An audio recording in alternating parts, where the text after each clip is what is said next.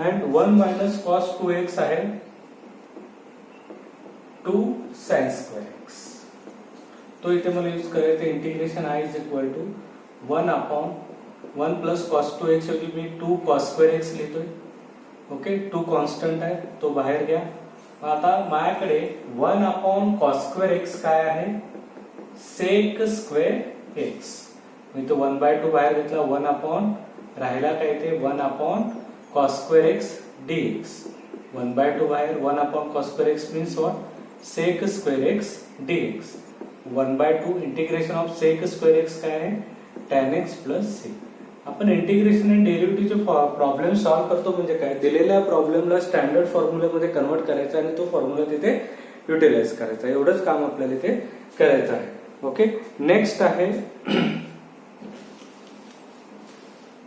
ह्याच related problem integration of 1 minus cos 2x upon 1 plus cos 2x. मी आत्ताच हा formula इथे वापरलेला आहे. 1 मायनस कॉस 2x म्हणजे माझ्याकडे काय आहे 2 sin square X upon 1 plus cos square X म्हणजे काय 2 cos square X dx. 2 two get cancel. Integration of काय आलं sin square X upon cos square X dx. मग माझ्याकडे ट्रिग्नोमेट्रिक फॉर्म्युला काय आहे sin x upon cos X tan x and sin square X upon cos square X काही tan square X. Integration of tan square X dx. पण माझ्याकडे tan square x चा standard integral formula नाही आहे. पण tan square x चा trigonometric formula काय आहे सेक स्क्वेअर एक्स मायनस 1. मग आता इथे मी काय लिहितोय sec square X minus 1 dx. दोघांनाही सेपरेट इंटिग्रेशन द्या. Integration of sec square X dx integration of 1 dx. Sec square X integration येतो tan x 1 चा इंटिग्रेशन येतो x प्लस c. हे झालं तुमचं फायनल आन्सर. ओके, तेच बरेच फॉर्म्युले आपल्याला रिपीट होतात. तेच फॉर्म्युले आपल्याला लक्षात ठेवायचे म्हणून फॉर्म्युले हे तुम्हाला याच्यात माहिती असणं गरजेचं आहे. मी आणखी तुम्हाला रिमाइंड करतोय तुम्ही जर व्हिडिओ बघितला तर त्यात खास एक फॉर्म्युल्यांसाठी इंटिग्रेशन आणि डेरिव्हेटिव्हच्या फॉर्म्युल्याचा एक व्हिडिओ आहे. तो व्हिडिओ प्रत्येकाने बघा. प्रत्येकाने हे चॅनल सबस्क्राईब करा जेणेकरून तुमची रिव्हिजन मॅथ्सची ह्या व्हिडिओज मधून होत राहील. ओके, नेक्स्ट क्वेश्चन आहे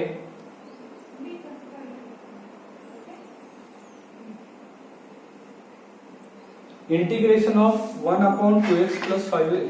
सिंपल प्रॉब्लेम आहे. Integration of 1 upon 2x plus 5 dx. इथे मला स्टँडर्ड फॉर्म्युलाच वापरायचा आहे. मी लिहून दिलेला आहे integration of ax plus b dx चा स्टँडर्ड आन्सर काय आहे integration of log ax plus b upon a plus c. च्या शेजारी जो तो आपण डिवाइड करतो. मी ते आन्सर काय log 2x plus 5 upon 2 plus c. एका स्टेप मध्ये इथे आन्सर आहे. ओके, देन नेक्स्ट प्रॉब्लेम आहे find the area. Find area y square equal to 4x at x equal to 0, y equal to 0 and x equal to 4. आता इथे तुम्हाला कसं confuse केलेलं आहे बघा. आतापर्यंत आपण जे काही एरियाचे प्रॉब्लेम बघितले त्यात y इज इक्वल टू दिलेलं आहे. इथे y स्क्वेअर दिलेलं आहे आणि त्या ऑर्डिनेट्सचे असे 3 दिले होते x y 0. आता y स्क्वेअर दिला असेल तर मला y फाइंड आउट करावं लागेल आणि जे ऑर्डिनेट्स आहेत जे कोऑर्डिनेट्स आहेत ते मी फक्त x घेणार आहे. y तर दिला तरी तो मी कन्सिडर करणार नाही. म्हणजेच आधी मला काय करायचं आहे y square equal to 4x. मी रूट घेतो दोन्ही साईडचा. y स्क्वेअरचा रूट y, 4 चा रूट 2, x चा रूट निघत नाही म्हणून मी रूट x घेतो. म्हणजे मला y ची व्हॅल्यू मिळाली एरिया. एरियाचा फॉर्म्युला काय a to b y dx. Okay, a to b means what 0 to 4. y dx काय आलेलं 2 रूट x dx. 2 कॉन्स्टंट आहे बाहेर घ्या. 0 टू 4 रूट x dx. आता माझ्याकडे रूट x चा स्टँडर्ड इंटिग्रल म्हणजे मी काढायचं म्हटलं तर मी काय करतो 2 0 टू 4 रूट x म्हणजेच मी काय करतो x रेस टू 1/2 dx. बरोबर, मी रूट x कसं लिहू शकतो x रेस टू 1/2. आता x रेस टू यांच्या फॉर्म मध्ये आला 2 in bracket x raise to 1/2 plus 1 upon 1/2 plus 1 0 to 4. Okay, आता इथे मला आन्सर सॉल्व्ह करायचा आहे. माझ्याकडे 1/2 + 1 चा आन्सर किती येतं 3/2. ओके, क्रॉस मल्टिप्लिकेशन इथे करायचं. बऱ्याच जणांना क्रॉस मल्टिप्लिकेशन हे जमत नाही. A + B + C जर असेल तर आपण काय घेतो A + B × C upon B. Okay, कारण C चा डिनॉमिनेटर मी काही नाही म्हणजे 1 कन्सिडर करतो. त्या मेथडने इथे मी काय केलेलं आहे क्रॉस मल्टिप्लिकेशन केलेलं आहे.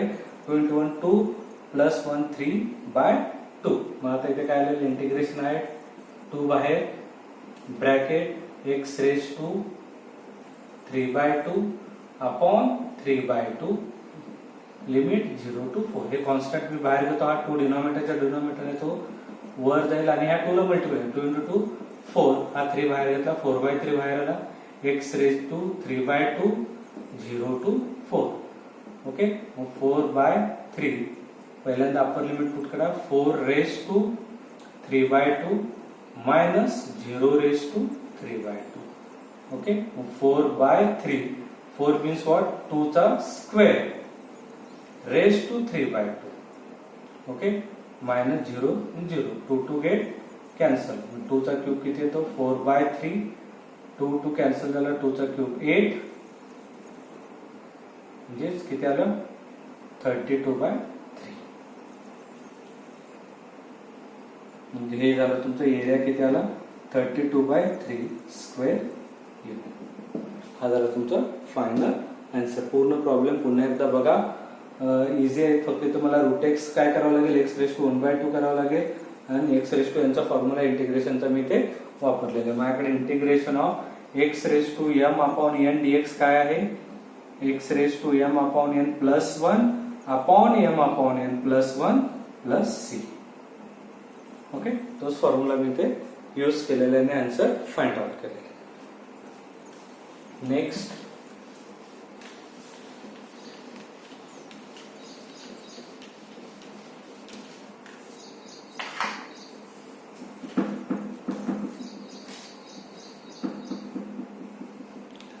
Define odd and even function असा एक क्वेश्चन विचारला गेलेला आहे. ऑड अँड इव्हन फंक्शन मी तुम्हाला याच्या आधी पहिल्या व्हिडिओमध्ये सांगितलं रिलेशनचे f of -x is equal to f of x. The function is even and f of -x is equal to -f of x. The function is odd. Okay, हे तुम्हाला क्वेश्चन्स एक्झामला विचारले जाऊ शकतो. Define even or odd. Next, if f of x is equal to x² + 9 upon √ of x - 3, find f of 4 plus f of 5. f of 4 plus f of 5. Okay, मग आधी मी दिलेलं equation होतं f of x is equal to x² + 9 upon √ of x - 3. Okay, पहिल्यांदा मी f of 4 put करतोय 4² + 9 upon √ of 4 - 3. f of 4 is equal to 16 + 9 upon √ of 4 - 3 1. 16 + 9 25. √ of 1 means 1. Answer is 25. f of 4 ची value किती आली 25. आता मी f of 5 use करतो. f of 5 is equal to 5² + 9 upon √ of 5 - 3. f of 5 is equal to 25 + 9 upon √ of 5 - 3 2. f of 5 is equal to 25 + 9 किती 34 upon √5. Okay, मग आता याचा answer मला फाइंड आउट करायचं आहे. f of 4 plus f of 5 is equal to 25 plus 34 upon √2. Okay, हे झालं याचं final answer. Next, find dy by dx.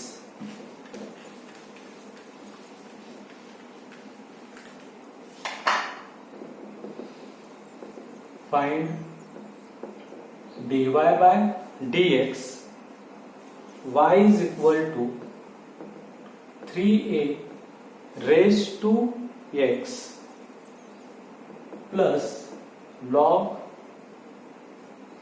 x raised to log 3 plus x raised to a plus a raised to a.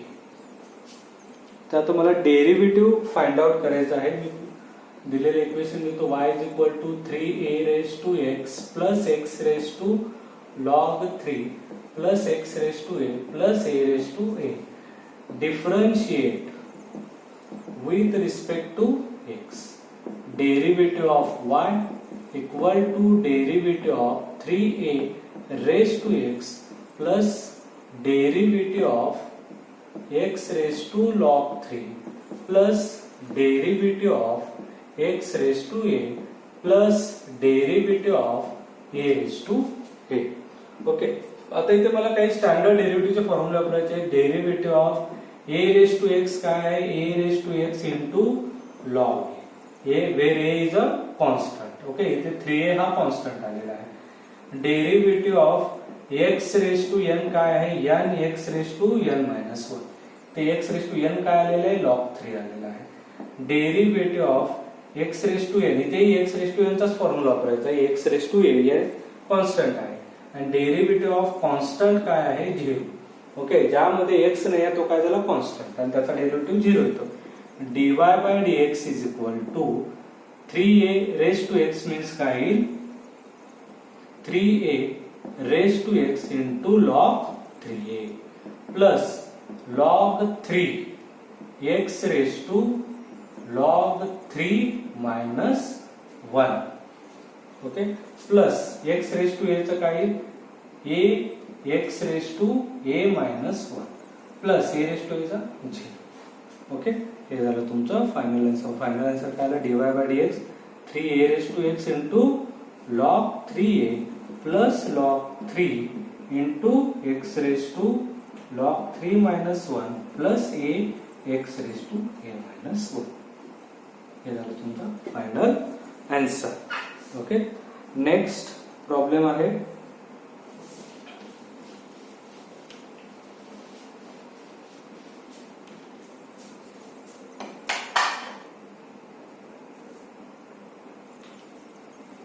Integration of x square into log x. Integration of x square into log x dx. आता इथे दोन function आहेत. x square हा algebraic आहे, log x हा logarithmic आहे. Okay, मग आपण जर युजिंग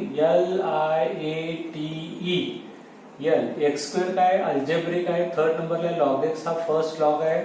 म्हणजे मला आधी ते रिअरेंज करावं लागेल.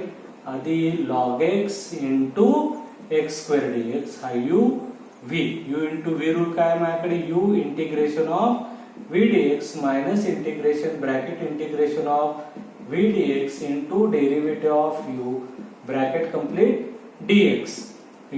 u कोण आहे? log x integration of x square dx minus integration bracket integration of x square dx into derivative of log x bracket complete dx. log x x square चं इंटिग्रेशन काय येईल? x cube by 3. ओके, मी इथं लिहून दाखवते. Derivative of x raised to n चं काय येतो? Integration of x raised to n dx काय आहे? x raised to n plus 1 upon n plus 1 plus 3. मग इथे x raised to 2 आहे, 2 plus 1 means 3 upon 3 minus integration of x cube upon 3 into log x चा derivative 1 by x dx. माझ्याकडे derivative of log x काय आहे? 1 by x. इथला एक x cancel. Log x into x cube by 3 minus 1 by 3 constant बाहेर घ्या, 3 बाहेर घेतला. Integration of x square dx. Log x into x cube by 3 minus 1 by 3 पुन्हा x स्क्वेअर चं इंटिग्रेशन काय? x cube by 3 plus c. Log x into x cube by 3 minus x cube upon किती? 3 into 3 9 plus C, हे झालं तुमचं final answer. Okay, लक्षात आलं. हे झालं तुमचं फायनल आन्सर. नेक्स्ट आहे इंटिग्रेशन ऑफ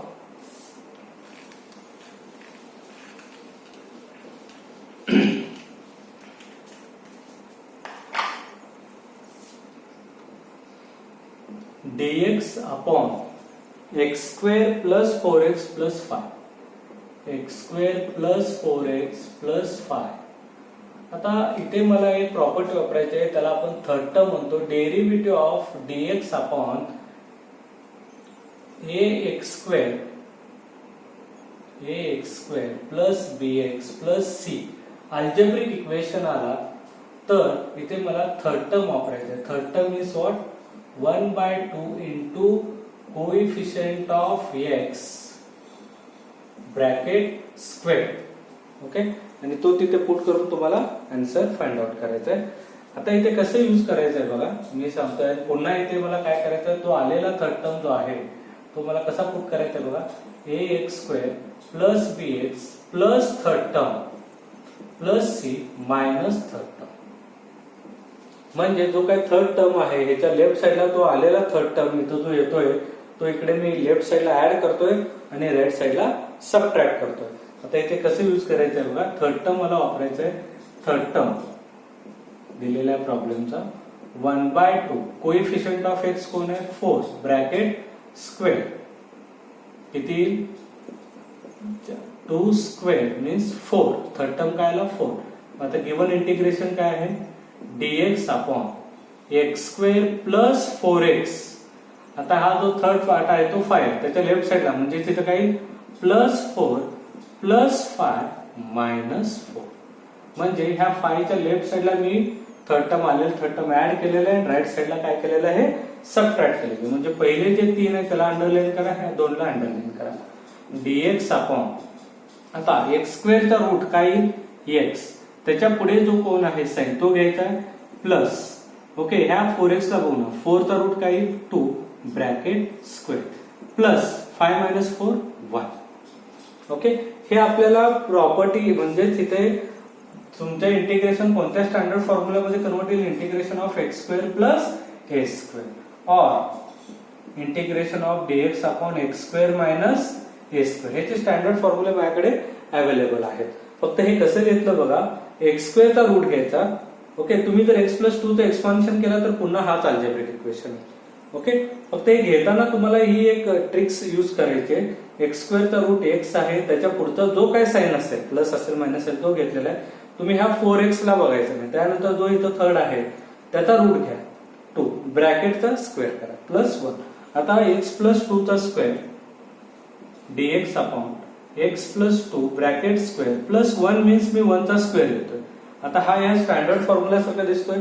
कोणता स्टँडर्ड फॉर्म्युला माझ्याकडे, dx upon x square plus a square. इथे एक्स स्क्वेअर म्हणजे एक्स प्लस 2 चा स्क्वेअर, ए स्क्वेअर म्हणजे 1 चा स्क्वेअर. काय माझ्याकडे 1 upon a tan inverse of x upon a plus c. मग इथे काही 1 upon a means 1 upon 1 tan inverse of x म्हणजेच काय x plus 2 upon a means 1 plus c. Final answer tan inverse of x plus 2 plus. Okay, third टर्मचा हा problem आहे. पुन्हा एकदा हा बघा, सोपा आहे प्रॉब्लेम. थर्ड टर्मचा 100% प्रॉब्लेम एक्झामला विचारला जातो. Next, find area